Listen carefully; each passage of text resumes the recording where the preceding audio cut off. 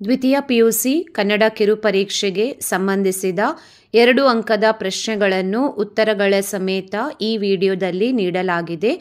ಎಲ್ಲ ಪ್ರಶ್ನೆಗಳು ಒಂದೇ ವಿಡಿಯೋದಲ್ಲಿ ನೀಡಲಾಗಿದೆ.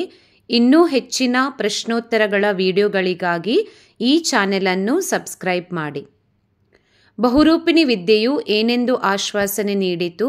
ಬಹುರೂಪಿಣಿ ವಿದ್ಯೆಯು ಪ್ರತ್ಯಕ್ಷವಾಗಿ ಚಕ್ರಧಾರಿಯಾದ ಲಕ್ಷ್ಮಣನನ್ನು, ಚರಮದೇಹಧಾರಿಯಾದ ರಾಮನನ್ನು ಕೊಲ್ಲುವುದಿಲ್ಲ, ಉಳಿದವರನ್ನು ಕೊಲ್ಲದೆ ಬಿಡುವುದಿಲ್ಲ ಎಂದು ಆಶ್ವಾಸನೆ ನೀಡಿತು.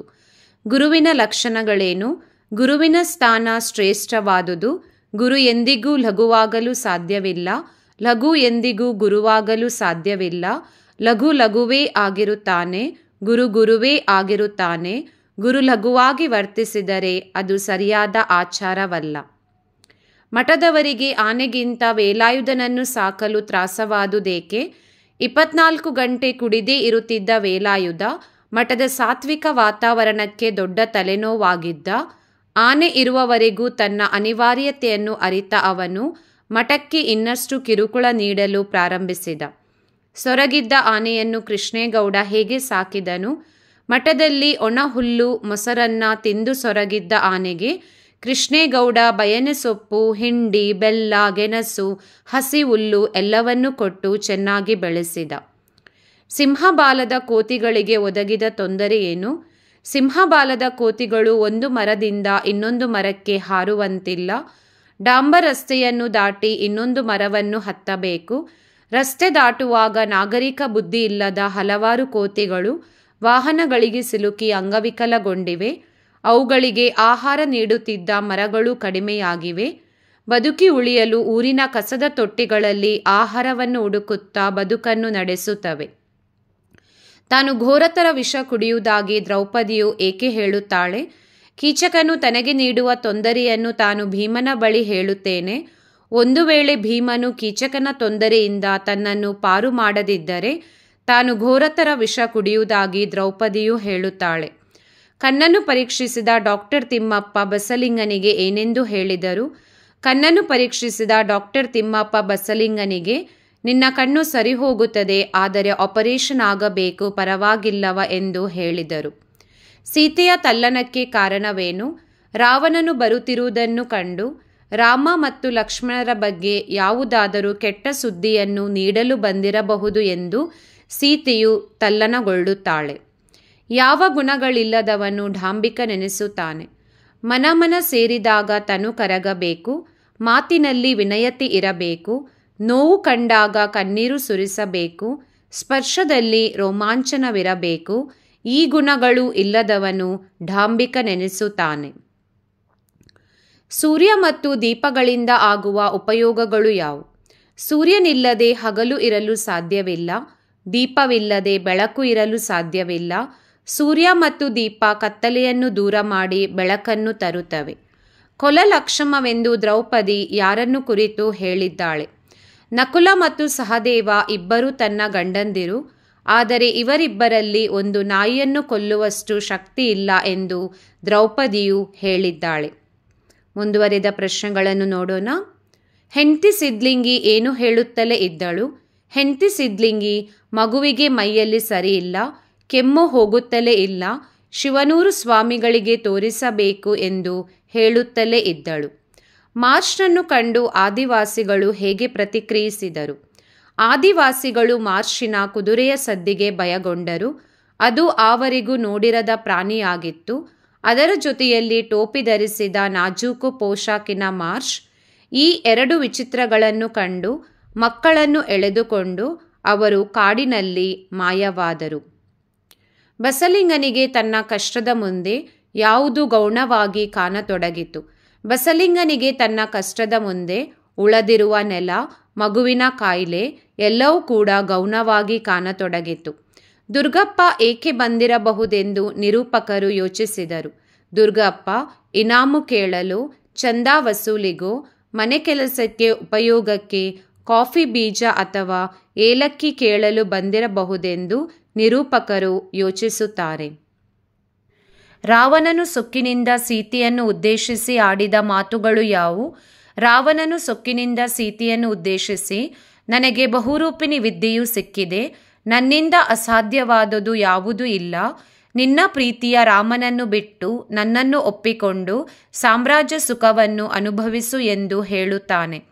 ಯಾವಾಗ ನಿಲ್ಲಬಹುದು, ಯಾವಾಗ ನಿಲ್ಲಲಾಗದು. ಒಲೆ ಹತ್ತಿ ಉರಿದಾಗ ಅದರ ಶಾಖವನ್ನು ಸಹಿಸಿ ಅದರ ಮುಂದೆ ನಿಲ್ಲಬಹುದು. ಆದರೆ ಇಡೀ ಭೂಮಿ ಹತ್ತಿ ಉರಿದಾಗ ಅದರ ಶಾಖವನ್ನು ಸಹಿಸಿ ಅದರ ಮುಂದೆ ನಿಲ್ಲಲು ಸಾಧ್ಯವಿಲ್ಲ. ಯಾರು ಮನೆಯನ್ನು ತಿರಿಯರು, ಕೆರೆಯ ಉದಕವನ್ನು ಅರಸದವರು ಯಾರು? ಪರುಷದ ಮಣಿ ತನ್ನ ಮನೆಯಲ್ಲಿ ಇದ್ದವನು ಬೇರೆ ಮನೆಗೆ ಭಿಕ್ಷೆ ಬೇಡಲು ಹೋಗುವುದಿಲ್ಲ. ಕೆರೆಯ ಒಳಗೆ ಇದ್ದವನು ತನಗೆ ಬಾಯಾರಿಕೆಯಾದಾಗ ಬೇರೆ ಕೆರೆಗೆ ನೀರನ್ನು ಕುಡಿಯಲು ಹೋಗುವುದಿಲ್ಲ. ಮಲಗಿರುವ ಭೀಮನನ್ನು ದ್ರೌಪದಿ ಹೇಗೆ ಎಬ್ಬಿಸಿದಳು? ಮಲಗಿರುವ ಭೀಮನನ್ನು ದ್ರೌಪದಿಯು ಮೆಲ್ಲನೆ ಬಂದು ಮುಸುಕನ್ನು ಸಡಿಲಿಸಿ ಗಲ್ಲವನ್ನು ಹಿಡಿದು ಅಲುಗಾಡಿಸಿ ಭೀಮನನ್ನು ಎಬ್ಬಿಸುತ್ತಾಳೆ. ಸಿದ್ಲಿಂಗಿ ಏಕೆ ರಾಧಾಂತ ತೆಗೆದಳು? ಬಸಲಿಂಗನಿಗೆ ಎಡಗಣ್ಣಿನಲ್ಲಿ ನೋವು ಪ್ರಾರಂಭವಾಯಿತು. ಡಾಕ್ಟರ್ ತಿಮ್ಮಪ್ಪ ಆಪರೇಷನ್ ಮಾಡಿದರು. ಆಪರೇಷನ್ ಮಾಡಿದ ಡಾಕ್ಟರ್ ತಿಮ್ಮಪ್ಪ ಹೊಲೆಯನೆಂದು ಸಿದ್ಲಿಂಗಿ ರಾಧಾಂತ ತೆಗೆದಳು. ಬ್ರಿಟಿಷರು ಬರುವ ಮೊದಲು ವಾಲ್ಪರೆ ಹೇಗಿತ್ತು? ಬ್ರಿಟಿಷರು ಬರುವ ಮೊದಲು ದಟ್ಟವಾದ ಒಂದು ಅರಣ್ಯ ಪ್ರದೇಶ. ಈ ಪ್ರದೇಶಕ್ಕೆ ಆಗ ಹೆಸರೇ ಇರಲಿಲ್ಲ. ಗಗನಚುಂಬಿ ಮರಗಳು ತುಂಬಿ ಸೂರ್ಯಕಿರಣಗಳು ಒಳಗೆ ಬರಲು ಸೆಣಸಾಡುತ್ತಿದ್ದ ದಟ್ಟವಾದ ಕಾಡು. ನಡುವೆ ಹುಲ್ಲುಗಾವಲು, ಶೋಲಾ ಕಾಡುಗಳು, ಪರ್ವತ ಶ್ರೇಣಿಗಳಿಂದ ಈ ಪ್ರದೇಶವು ತುಂಬಿತ್ತು. ನಮ್ಮ ಕಡೆ ಕೆಮ್ಮುವುದು ಕಾಲಿಂಗ್ ಬೆಲ್ ಇದ್ದ ಹಾಗೆ ಎಂದು ನಿರೂಪಕರು ಹೇಳುವುದೇಕೆ? ಮಲೆನಾಡಿನ ಕಡೆ ಯಾರೂ ಕಣ್ಣಿಗೆ ಬೀಳದಿದ್ದರೆ ಕೆಮ್ಮಿ ಕರೆಯುತ್ತಾರೆ. ಭಾಷೆ ಉಪಯೋಗಿಸಿದರೆ ಕೆಲವೊಂದು ತೊಂದರೆಗಳಿವೆ. ಮನೆಯವರ ಹೆಸರೇನು? ಹೆಸರು ಹಿಡಿದು ಕರೆಯಬೇಕೇ? ಸ್ವಾಮಿ ಎನ್ನಬೇಕೇ? ಏಕವಚನವು ಬಹುವಚನವು? ಇದರ ಬದಲು ಒಂದೆರಡು ಸಾರಿ ಕೆಮ್ಮಿದರೆ ಈ ಸಮಸ್ಯೆಗಳು ಇರುವುದಿಲ್ಲ.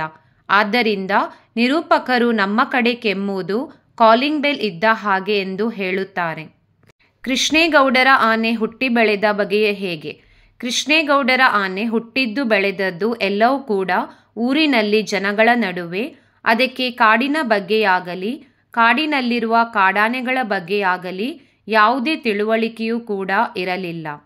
ಮುಂದಿನ ಪ್ರಶ್ನೆ, ಆನೆ ಸಾಕುವುದರ ಬಗ್ಗೆ ಜನರ ನಂಬಿಕೆ ಏನಾಗಿತ್ತು? ಆನೆ ಸಾಕುವುದೆಂದರೆ ಎಲೆಕ್ಷನಿಗೆ ನಿಂತ ಹಾಗೆ. ಮನೆ ಮಠ ಎಲ್ಲವನ್ನೂ ಕಳೆದುಕೊಂಡು ಹೆಂಡತಿ ಮಕ್ಕಳ ಬಾಯಿಗೆ ಮಣ್ಣು ಹಾಕುವ ಮಾರ್ಗ ಇದು ಎಂದು ಎಲ್ಲರೂ ನಂಬಿದ್ದರು. ರಾವಣನಿಗೆ ಸೀತೆಯ ಬಗ್ಗೆ ವೈರಾಗ್ಯ ಮೂಡಿದ ಸಂದರ್ಭವನ್ನು ವಿವರಿಸಿ. ರಾವಣನ ಮಾತನ್ನು ಕೇಳಿ ಸೀತೆಯು ಮೂರ್ಛೆ ಬೀಳುತ್ತಾಳೆ. ಮೂರ್ಛೆ ಬಿದ್ದ ಸೀತೆಯನ್ನು ಕಂಡು ರಾವಣನಿಗೆ ಅವಳ ಮೇಲೆ ಅನುಕಂಪ ಮೂಡುತ್ತದೆ.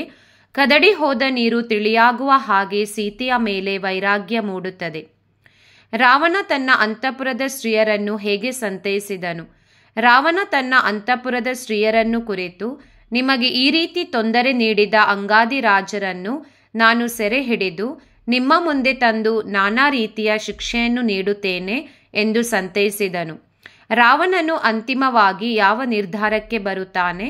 ರಾವಣನು ಅಂತಿಮವಾಗಿ ಎರಡೂ ಸೈನ್ಯದವರು ನನ್ನನ್ನು ಹೊಗಳುವಂತೆ ಮಾಡುವಂತೆ ನಾನು ಯುದ್ಧವನ್ನು ಮಾಡುತ್ತೇನೆ.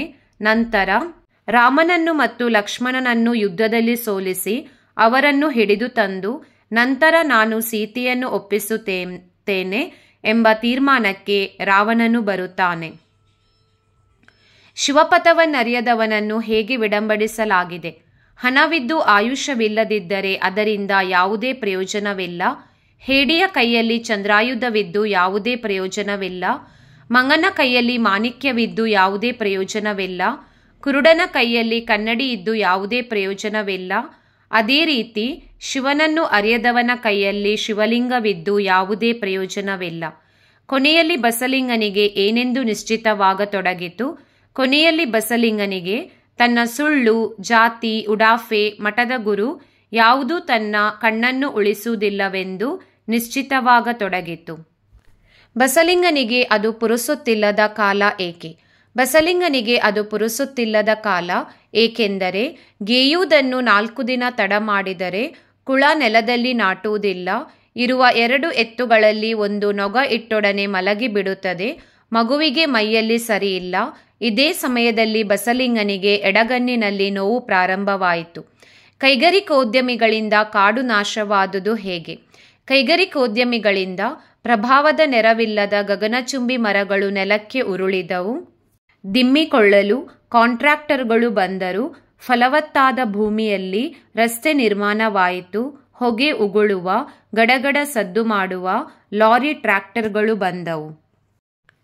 ಫಾರೆಸ್ಟ್ ಡಿಪಾರ್ಟ್ಮೆಂಟಿನ ನಂಬರ್ 1 ಎನಿಮಿಗಳು ಯಾರು ಯಾರು?